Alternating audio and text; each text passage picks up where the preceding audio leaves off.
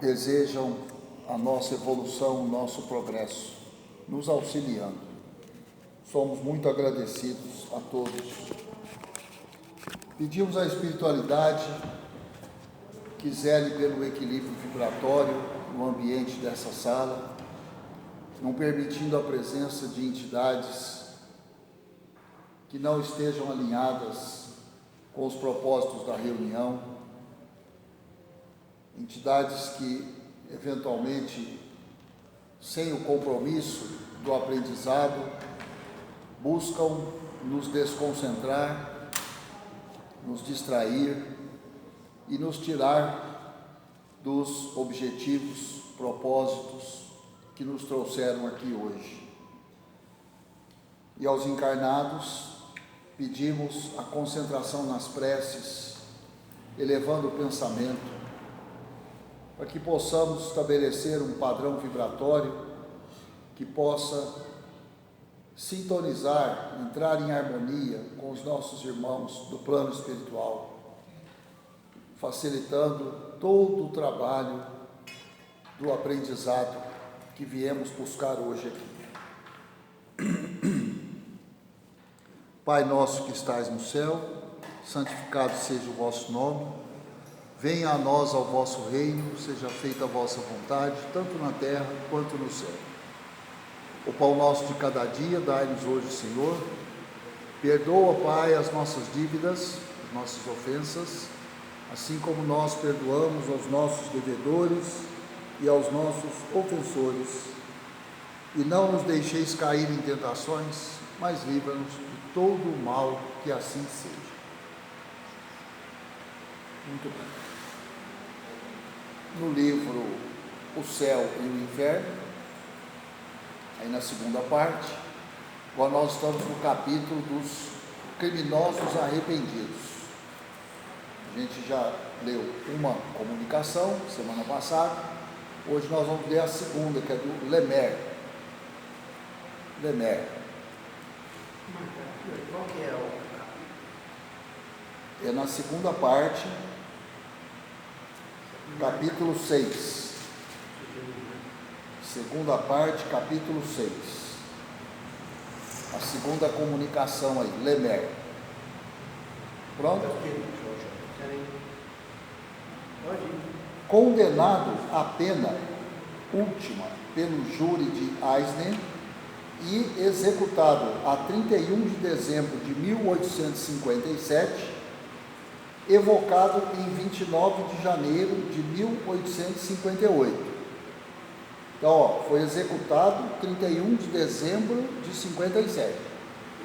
Então, menos de um mês, um pouquinho, né? 29 dias, no 29 dia de janeiro, ele já foi evocado. Tá? Aí tem a evocação, ele responde, aqui estou. Quer dizer, ele foi evocado e respondeu, aqui estou. Aí perguntaram, vendo-nos, que sensação experimentais? Quer dizer, vendo nós aqui na reunião, que sensação que você, experimenta? Ele responde, de vergonha. Sensação de vergonha. Outra pergunta, retivestes os sentidos até o último momento? Quer dizer, até aquele derradeiro instante antes da execução? Porque nessa época aqui, a gente já viu na comunicação anterior, normalmente a execução era guilhotina. Era comum, guilhotinava à torta e à direita. Então perguntaram se ele tinha posse dos sentidos até instantes antes da execução. Ele responde sim. Quer dizer, ele sabia perfeitamente que estava sendo executado. Tinha perfeita noção, se ele tinha o domínio dos sentidos, então ele sabia que estava sendo executado. Após a execução, tivestes imediata noção dessa nova existência? Quer dizer, nova existência, desencarnou, plano espiritual. Aí ele responde, eu estava imerso em grande perturbação, da qual, aliás, ainda não me libertei. Senti uma dor imensa, afigurando-se-me ser o coração quem a sofria. Vi rolar não sei o que aos pés do cadafalso. Então é guilhotina mesmo, né? Vi o sangue que corria, e mais pungente se me tornou a minha dor. Então, quer dizer, e aqui ele está comprovando que ele realmente tinha domínio completo dos sentidos. Ele sentiu o momento derradeiro antes e durante a execução, aqueles breves instantes, né, porque a guilhotina é rápida, e logo após. Só que perturbado, muito perturbado, não é para menos, né? Aí eles fazem uma outra pergunta. Era uma dor puramente física, análoga a que proviria de um grande ferimento pela amputação de um membro, por exemplo? Ele responde: não. Figurai-vos antes um remorso, uma grande dor moral. Quer dizer, pior que uma dor física, a dor moral. Mas a dor física do suplício, quem a experimentava? O corpo ou o espírito? A dor moral estava em meu espírito, sentindo o corpo a dor física, mas o espírito desligado também dela se ressentia. Quer dizer, ainda, né, mesmo após o desencarne, o espírito teoricamente desligou-se do corpo, mas o espírito sentia. Por causa dos dedos. Por causa dos dedos. Né? Então, quer dizer, o desligamento não é imediato, ainda mais nesse caso, é um criminoso. Né? Continuando. Vistes o corpo mutilado? Vistes o corpo mutilado? Resposta dele: vi qualquer coisa informe, a qual me parecia integrado. Entretanto, reconhecia-me intacto, isto é, que eu era eu mesmo. Então, ele via que o corpo estava desfigurado, sem cabeça, provavelmente, né? Mas a sensação dele é que ele tinha o corpo inteiro ainda. Quer dizer, aí já é um sofrimento muito grande, porque eu estou vendo que está a cabeça separada do corpo, mas a sensação que eu tenho é que eu estou com o corpo inteiro. Já começa o suplício por aí, imediatamente após, né, a execução. 8. Dizem que se há notado a expressão... Oi? Não entendi. Volta aí, mano. Não, é ele que está comandando. Pois é. Ah, não, a 7, eu não li a 7, desculpa. Eu pulei a questionamento 7. Será verdade que o corpo viva ainda alguns instantes depois da decapitação, tendo supliciado a consciência das suas ideias? Porque sempre se falou isso, que após a decapitação, o corpo ainda sente. Sai andando? Não ao ponto de sair andando, né? Mas ele ainda demonstra algum sentimento, né? Aí ele responde: o espírito retira-se pouco a pouco, quanto mais o retém os laços materiais, menos pronta é a separação. E isso nós já sabemos que corre salteado. É muito ligado à matéria, o desligamento vai ser demorado. Vai demorar entender que não tem o corpo mais, né? É o que ele acabou de falar aqui mais uma vez para a gente. Agora sim, 8. Dizem que se há notado a expressão da cólera e movimentos na fisionomia de certos supliciados, como se estes quisessem falar. Será isso efeito das contrações nervosas ou um ato da vontade. Então, eles fizeram essa pergunta aqui, numa referência a isso que eu comentei. O corpo sente, após a decapitação, ele dá algum indicativo de que ele tem ainda alguma vida, algum movimento, algum trejeito, né? Igual eles comentaram aqui, ó. Dizem que se há notado a expressão da cólera na cabeça, né? A cólera, a raiva, né? E movimentos na fisionomia de certos supliciados. Movimento na fisionomia.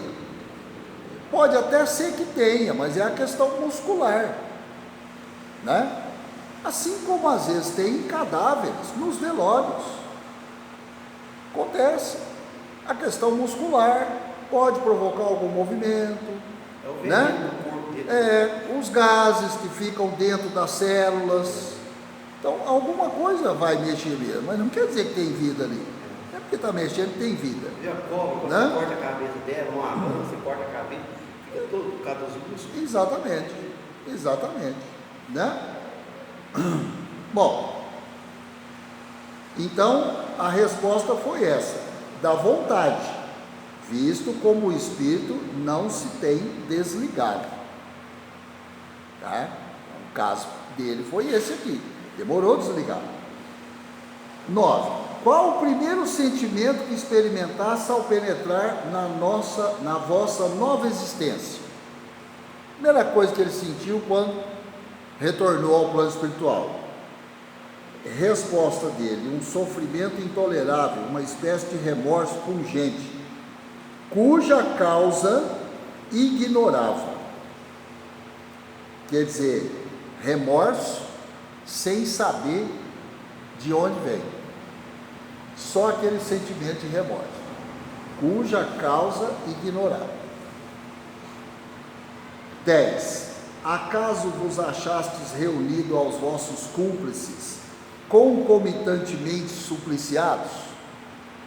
Então, ele não foi executado sozinho, ele foi executado junto com outros cúmplices, como foi dito aqui, tá? Então está perguntando: você se acha reunido com os cúmplices que também foram executados? Ele responde: infelizmente sim, por desgraça nossa, quer dizer, dele e dos cúmplices, pois essa visão recíproca é um suplício contínuo, exprobrando-se uns aos outros os seus crimes. Então, quer dizer, ali eles ficam frente a frente, e um sabe o que o outro fez, né? O crime que cometeu, ajudou, cúmplice, ajudou. Cúmplice é o que ajuda, é o parceiro, né? Então, deve ser realmente uma desgraça, como ele disse aqui, né? Encontrar a turma lá do outro lado, né? Só que agora todos executados. 11. Tendes encontrado as vossas vítimas? Então, a gente pode pensar que essa execução é porque eles mataram alguém, ou alguém, né? Aí ele responde: vejo-as, são felizes, seus olhares perseguem-me, sinto que me varam o ser, e debalde tento fugir-lhes. Aí fazem outra pergunta: que impressão vos causam esses olhares? Os olhares das vítimas para ele, né? Ele responde: vergonha e remorso. Ocasionei-os voluntariamente e ainda os abomino. E qual a impressão que lhes causais vós? Piedade. Quer dizer, as vítimas têm piedade dele. É assim que ele é visto, com piedade, pelas vítimas, né? Terão por sua vez o ódio e o desejo de vingança? Não, os olhares que volvem lembram-me a minha expiação. Vós não podeis avaliar o suplício horrível de tudo devermos àqueles a quem odiamos. Esse é o suplício. Tudo devermos a quem odiamos, né? Então, isso aí é a pena dele. Ficar vendo as vítimas olhar para ele, sabe lá durante quanto tempo, e olhar com piedade. Com piedade, quer dizer, pior que fosse você é um coitado. Se fosse um espírito vingativo, muito pior, né? Que ali Exatamente. 13. Lamentais a perda da vida corporal? Resposta: apenas lamento os meus crimes. Se o fato ainda dependesse de mim, não mais sucumbiria. Quer dizer, ele tem já alguma noção de arrependimento, né? Ele está falando que se fosse repetir, ele não ia cair de novo. Mas quando está lá no plano espiritual, todos falam isso. Não vou fazer mais esse erro, não vou cometer mais isso. Aí vem para a experiência material, fale de novo. É igual o suicida. O suicida muitas vezes fala também que não vai suicidar de novo, mas ele vem e suicida de novo. Não sempre, mas muitas vezes, né? 14. O pendor para o mal estava na vossa natureza, ou fostes ainda influenciado pelo meio em que vivestes? Quer dizer, ele cometeu um mal, um crime, por isso que ele foi condenado. Isso aí estava, né, na natureza dele, ou ele foi influenciado pelo meio que ele vivia? Aí ele responde: sendo eu um espírito inferior, a tendência para o mal estava na minha própria natureza. Pois sincero, eu sou inferior, está na minha natureza ser mal, né? Quis elevar-me rapidamente, mas perdi mais do que comportavam as minhas forças. Acreditando-me forte, escolhi uma rude prova e acabei por ceder às tentações do mal.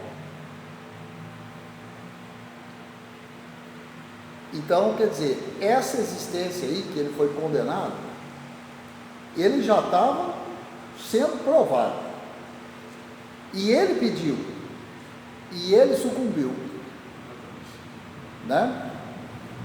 15. Se tivesses recebido são os princípios de educação, ter-vos-ieis desviado da senda criminosa? Ele responde que sim, mas eu havia escolhido a condição do nascimento. Ele deve ter nascido num berço muito pobre, muito humilde, muito ignorante, não teve a educação para banir essa tendência do mal dele, não. E ele pediu isso daí, quer dizer, por isso que falou aqui atrás, tem pouquinho tempo que falou, que ele pediu uma prova muito dura, maior do que ele dava conta de carregar. Foi essa, ele está explicando aqui, por que foi dura essa prova, e ele sucumbiu, né? Exagerou na dose. Acaso não vos poderíeis ter feito homem de bem? Resposta: um homem fraco é incapaz, tanto para o bem como para o mal. Poderia talvez corrigir na vida o mal inerente à minha natureza, mas nunca me elevar à prática do bem. Ele está mostrando que ele tem uma consciência muito grande de que espírito que ele é. Pelo menos eu estou vendo assim. E ele admite, ele é muito atrasado. Muito atrasado. 16. Quando encarnado, acreditáveis em Deus? Quando ele estava encarnado, ele acreditava em Deus? Não. Simplesmente não. Mas dizem que à última hora vos arrependestes. Aí ele responde: porque acreditei num Deus vingativo. Era natural que o temesse. Quer dizer, o que quer dizer um Deus vingativo? Ele sabia que ele tinha cometido um erro. Ele falou: Deus vai me pegar. Deus vingativo. Ele vai acertar comigo. Porque eu errei, eu cometi um crime, né? Então, nessa hora ele acreditou em Deus, mas num Deus vingativo. Ficou bem claro. E agora, o vosso arrependimento é mais sincero? Resposta: pudera, eu vejo o que fiz, né? Agora não tem a influência da matéria, ele está vendo o tamanho do erro que ele cometeu, né? Que pensais de Deus então? Sinto-o e não o compreendo. Ele sente Deus, mas ele não compreende Deus. Parece-vos justo o castigo que vos infligiram na terra, que foi a condenação, a execução, guilhotina? Ele responde que sim, foi justo. Esperais obter perdão dos vossos crimes? Aí ele responde: não sei, não sei. Como pretendeis repará-los? Por novas provações, conquanto me pareça que uma eternidade existe entre elas e mim.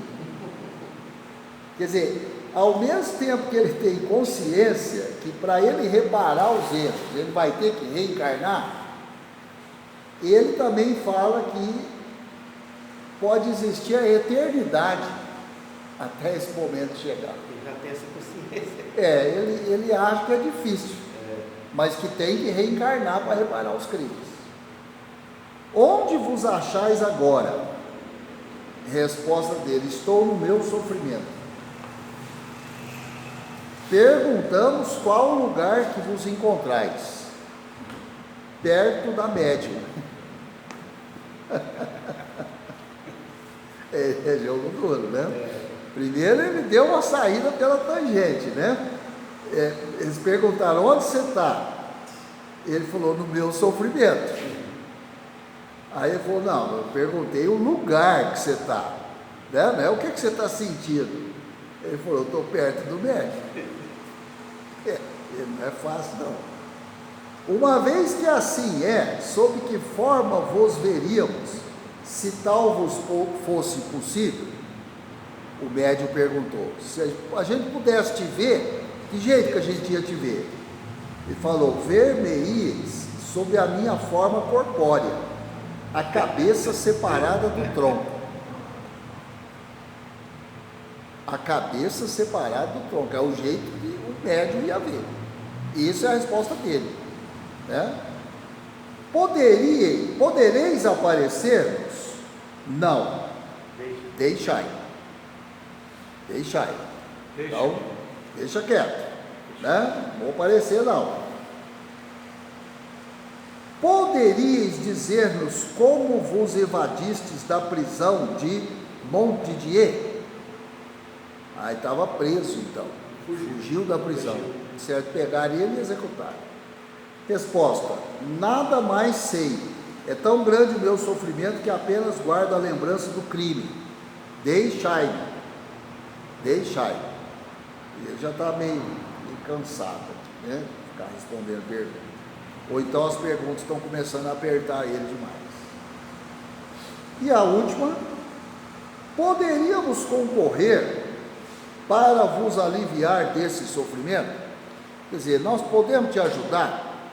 Ele responde: fazei votos para que sobrevenha a expiação. Então, é aquilo que a gente fala, né?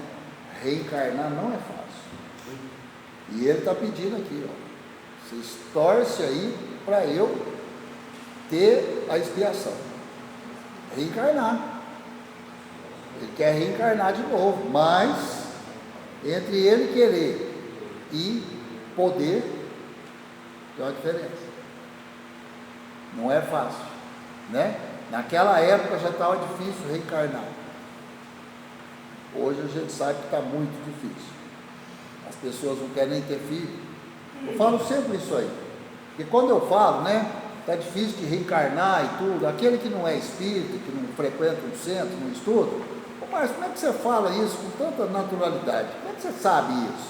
Eu falo, gente, aí não é uma questão de ser espírita mais, de estudar espiritismo. As pessoas estão tendo filho? Eu só pergunto isso, as pessoas estão tendo filho? Está nascendo aí um monte de gente? Então, como é que vai reencarnar? Vai reencarnar que jeito?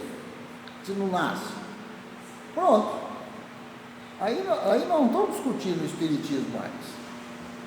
Estamos discutindo a realidade aí da sociedade. As pessoas não querem ter filho. Mulher não quer ter filho, homem também não quer ter, então não tem filho, não tem jeito. Né? Quantos países aí estão pagando para as pessoas ir para lá? Esses dias eu vi a lista de 7 países. Estão pagando.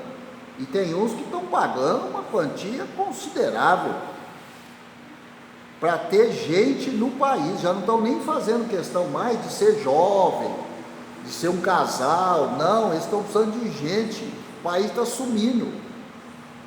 Está encolhendo, vai acabar. Vai ficar o território sem ninguém. Complicado, a economia para tudo. Tem que ter alguém. Não está nesse nível, né? Lá na Europa, por exemplo, o problema começou nos países lá mais do norte, esse negócio de pouco filho, nenhum filho. Enquanto isso, a Itália, as italianas ainda tinham muito filho, as espanholas, o pessoal do Mediterrâneo ali ainda tinha muito filho. Hoje, você vai na Itália, italiana não quer saber ter filho, não. Italiana que teve muito filho é a nossa bisavó, nossa avó, os antepassados. A italiana de hoje, a jovem italiana de hoje, o jovem italiano de hoje, quer ter filho não. Espanha, mesma coisa. Portugal, mesma coisa. Portugal está virando um asilo a céu aberto. Ué, num dado momento os velhos morrem, né? Você não vai viver para sempre. E aí? O que vai ser do país? Mas é isso. Alguma pergunta dessa comunicação? Ficou claro? Deu para entender a história? Né? A lição? Então a gente vê aqui, mais uma vez, a questão da ligação à matéria, né? O espírito ainda muito preso à matéria, sofre ainda, sente a dor física, né? Não entende direito o que aconteceu, desencarne com muita perturbação. Lembra uma sessão que a gente leu aqui de comunicações, os desencarnes tudo tranquilo, sereno, o espírito entendia rapidamente o que tinha acontecido, era uma leve perturbaçãozinha, coisa leve, né? Agora aqui já é o contrário, espírito perturbado, agitado, determinadas perguntas não quer responder, quer ir embora. A semana passada foi a mesma coisa, num dado momento, parece que o espírito encheu a paciência e falou, tá bom, não vou responder mais nada. Hoje aqui a mesma coisa. Ele encerrou. Parece que já deu, para não usar a expressão popular aí, que você sabe qual que é, né? Então é isso. Fica aí o aprendizado dessa comunicação, né? E que a espiritualidade já tenha atuado nesse irmão, né? Que ele já tenha compreendido os crimes que cometeu, tenha entendimento, né? E esteja de fato se regenerando. Se já reencarnou ou não, não sei, isso não vem ao caso para nós, né? Mas é o que a gente sempre pensa. Eu falo, um dia eu falei aqui, quando a gente terminou de ler dos suicidas, não sei se, acho que todo mundo estava aqui, eu falei assim, nós temos que orar por todos esses que comunicaram aqui nessas lições, Porque a gente não sabe se eles já reencarnaram, se eles continuam sofrendo. Suicídio é muito pesado, é um fardo muito pesado, né? Então vai saber se eles já conseguiram reencarnar, se eles não faliram de novo, né? Ou vocês estão aí meio na beirada do abismo. Quantos não estão nesse momento caminhando na beiradinha do abismo, a um passo de acabar com tudo, né? Desequilíbrio, destemperança, desilusão com tudo, desencantamento. Eu estou com uma pessoa na família, uma prima, que está desse jeito, sabe? Nossa, está uma luta danada, nossa, para tirar ela dessa beirada de precipício, que é uma beirada de precipício, sabe? A pessoa perde até o medo. Você está vendo o tamanho do abismo que é aí, a pessoa não está preocupada com o tamanho do abismo. Quer dizer, largou mão de tudo, não está nem preocupado. O abismo não põe nem medo mais na pessoa. Então está ruim, né? Porque quando a gente tem ainda algum controle da situação, você vê uma situação de perigo, você fala, opa, isso aqui é perigoso, deixa eu me afastar. Agora, quando você já não tem nem esse sentimento, aí é muito perigoso. Por quê? Para você tanto faz, continuar andando ali, cair. Muito ruim isso, né? Muito bem, então vamos para o médiums e